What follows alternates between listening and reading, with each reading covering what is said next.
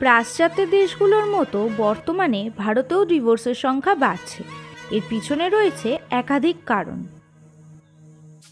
আপনি চাইলেই ক্ষতি হওয়ার আগেই সম্পর্কের হাল ধরতে পারেন, কারণ এর লক্ষণ সামনেই দেখা থাকে।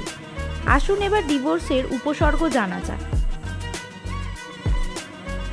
1. কথা নেই। কথা বন্ধ হয়ে যাওয়া হলো ডিভোর্সের প্রধান লক্ষণ। দিনের পর দিন কথা বন্ধ থাকলে বুঝবেন কোথাও একটা বিরাট সমস্যা রয়েছে। 2. দোষারোপ করা সব বিষয়। মানুষ একে অপরকে দোষারোপ করতে থাকেন, কারণ তাদের কাছে আর করার মতো কিছু থাকে না। এটাও বিচ্ছেদের অন্যতম লক্ষণ। 3.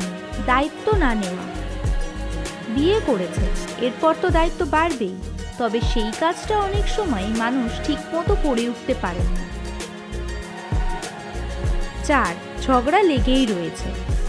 সম্পর্কে ঝগড়া হতেই পারে, তবে ছোটখাটো কথায় চুলোচুলি হলে মাথায় রাখতে হবে যে পরিস্থিতি একেবারেই ঠিক নেই। এই অবস্থা কিন্তু খারাপ দিকে ইঙ্গিত করে। 5. সময় না দেওয়া। আপনি বিয়ে করেছেন, সময় আপনাকে দিতেই হবে। নিজেদের দুঃখ কষ্ট ভাগ করে নিতে হবে, কিন্তু কাছের মানুষটিকে একটুও সময় দিতে না পারা ধীরে ধীরে দুজনকে আলাদা করে দিতে পারে। এইসব লক্ষণগুলো দেখা গেলে জানবেন আপনার ডিভোর্স খুব তাড়াতাড়ি হতে চলেছে।